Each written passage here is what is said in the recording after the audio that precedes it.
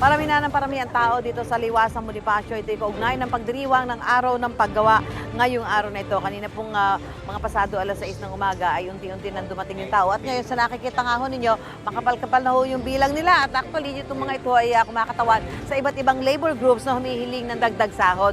Ang hinihingi nila ay 200 pisong dagdag sa arawan sahod mula sa kasalukuyang sahod ng 645 pesos a day. So yung mga ito po ay galing sa iba-ibang lugar. May mga nakita tayo mga dumating na mga sasakyan dito. Iba-ibang labor groups po ang kanilang kinakatawan. At syempre, doon nga yung kanilang karaingan na maitaas ang sahod ng mga manggagawa. Yung kanilang makeshift stage, okay na rin po. Actually, nagkakaroon na ng sound check ngayon.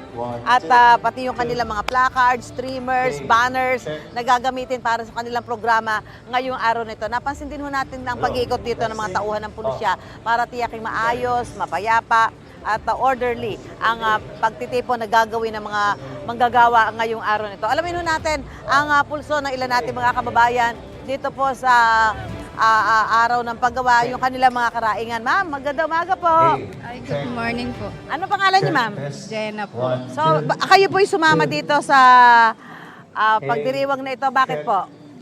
Para po may paglaban yung araw ng manggagawa para po sa dagdag sahod at mababang bilihin. Mababang bilihin. Sa tingin niyo ba napapanahon na talaga para itaas ho ang sahod? Opo, Bakit kasi po?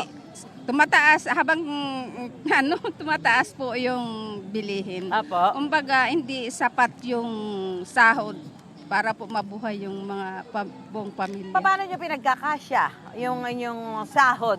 Budget po. Nagba-budget kayo, Opo, oo. budget, utang, Oo. or ano. Kaya kayo ay sumama ngayon, imbis na magpahinga, ay sumama pa rin kayo dito. Opo, para para ipaglaban po, yung, ipaglaban. yung kahilingan. Okay, salamat, Nay. Okay. Okay, ito pa yung ilan natin mga kasama ho dito, mga manggagawa ho din ito. Si Ma'am, pwede kayo makausap? Pangalan niyo po? Ano na David po? Ano ba, sa tingin niyo ho ba ay talagang dapat itaas na, o dagdagan na ang sahod ng mga manggagawa? Opo, ma'am. Bakit po? Kasi katulad sa amin, may mga estudyante po.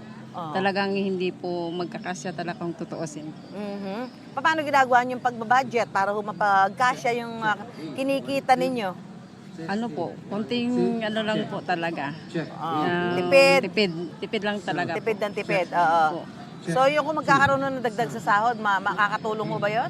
Opo, malaking tulong po talaga. Oh, yan. Okay. Maraming salamat po. Ayan, mga manggagawa po na sumama dito, pumunta dito sa Liwasang Bonifacio para makibahagi po sa pagkaroon ng programa dito at iparating sa pamahalaan yung kanilang panawagan na magkaroon ho ng taas sa sahod ng mga manggagawa dahil nga sinasabi nila patuloy ho ang pagtaas ng presyo ng mga bilihin, yung mga gastusin, pero kung hindi ho tataas ang sahod ng mga manggagawa, talagang mahihirapan ho sila kung paano pa ito pagkakasyahin, lalo pa talaga sa patuloy na pagdating ng mga araw, talaga ho namang nakikita natin at nararamdaman yung pagtaas ho ng presyo ng mga bilihin. So talagang budget lang daw ng budget.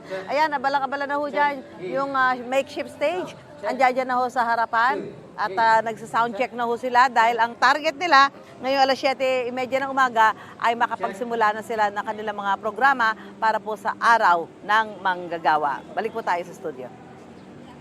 Gusto mo bang mauna sa mga balita?